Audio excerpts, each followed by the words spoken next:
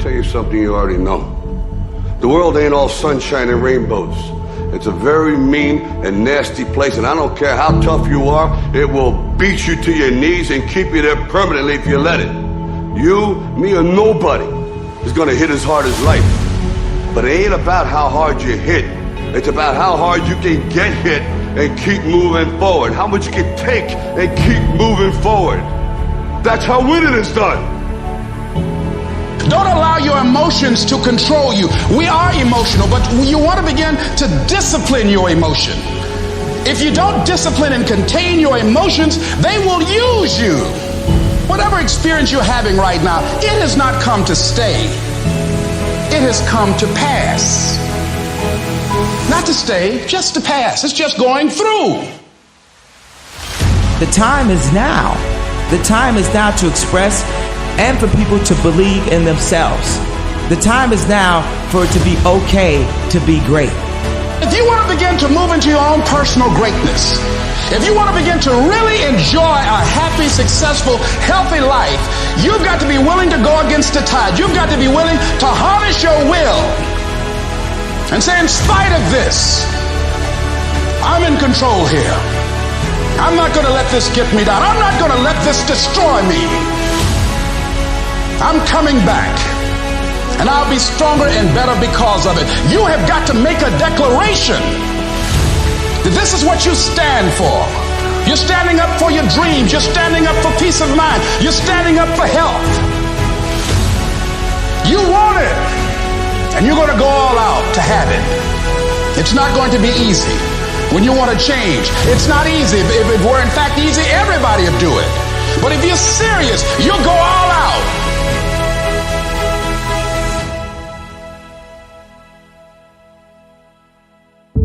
But like I always say, life is 10% what happens to you, is 90% what you do about it. The first step is getting completely and brutally honest enough to say, I am tired of myself.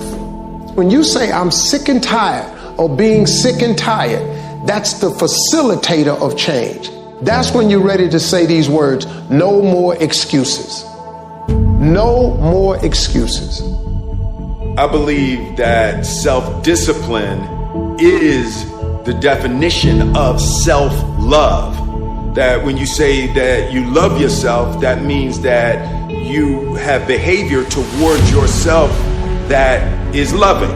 It's like you say to yourself, hey man, look, I know you want to eat that pizza and it'll be really good, but I love you too much to let you eat that. And I think the word discipline has kind of gotten a bad name. We think about it in terms of punishment. I'm not talking about discipline in that way. I'm talking about discipline in the sense that you forego immediate pleasure for the exchange of long-term self-respect. If you find your passion, you're going to have this tremendous energy. It's sustainable energy. But momentum requires you always do the next thing to keep the momentum going. And the reason you get yourself in a passionate place is so that you change your life. And the only thing that changes your life is making a decision. So while you're in this passionate state, that's where you make decisions. A decision is the first step. Decision is like a war. I got to do this or that. All right, I'm going to make myself do this. But commitment is when you now, after you've decided, you commit to do this for the long term. Whether it's hard or easy, doesn't matter. You're doing this.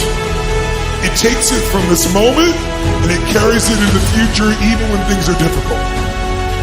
The only way the commitment and the energy and the momentum continues is if you take immediate, massive action is the cure-all.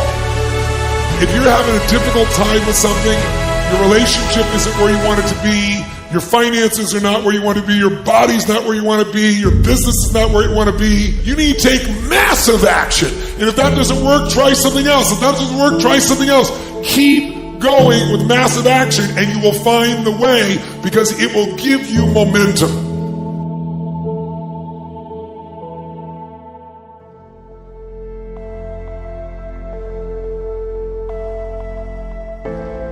I don't want to be an icon. I want to be an idea, you know? I want to represent an idea.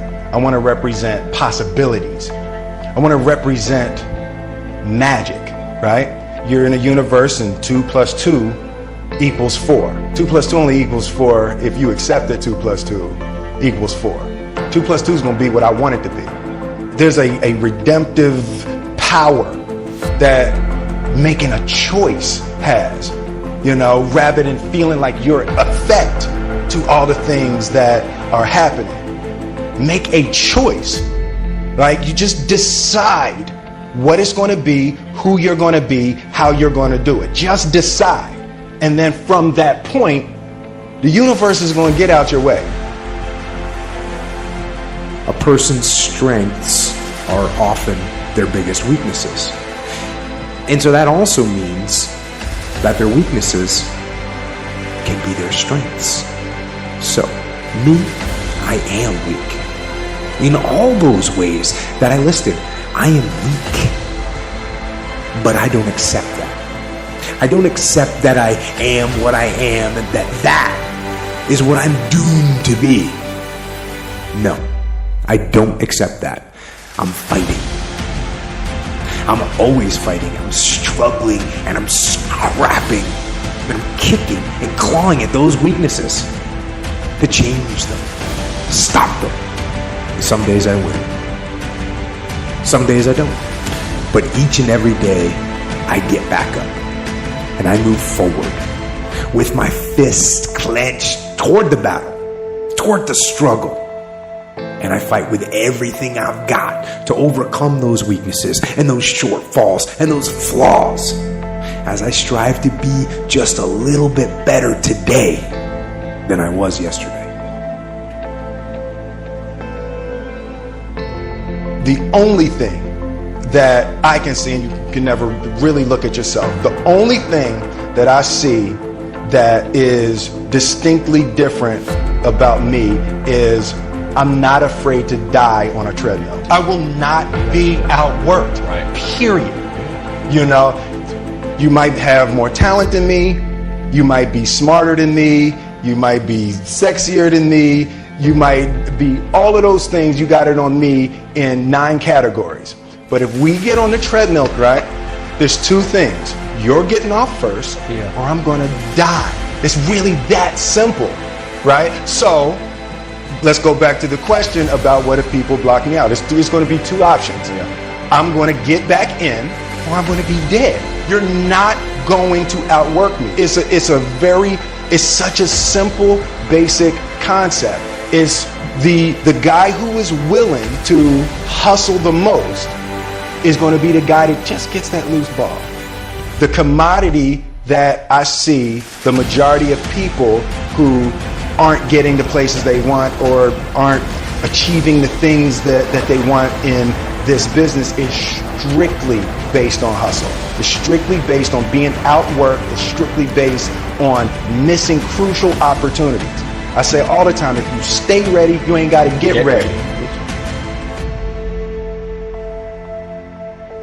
Everything you're going through is preparing you for what you asked God for. You just got to quit tripping while you're in the process, because the process is necessary. You may not see it now, but when he gets you on the other side of it, you're going to see exactly why it went that way. And you're going to be okay with it. But quit tripping during the process. Oh Lord, why me? You ain't the only one. Oh Lord, why me? You ain't the only one. Oh Lord, why I lose my job? You ain't the only one unemployed. Oh Lord, why he leave me? You ain't the first chick got left. This might not even be your last time getting left. Pull yourself together and quit tripping, because you in the process. God is processing you. He ain't through with you. If he was through with you, you would not wake up in the morning. He gonna fix it. It's a simple process. The only reason I'm telling you this, because this is how I made it. I just do me. I'm just being me. I stay uniquely who I am, because you are okay just the way you are, because God made you uniquely who you are. He wanted you to be just like you are.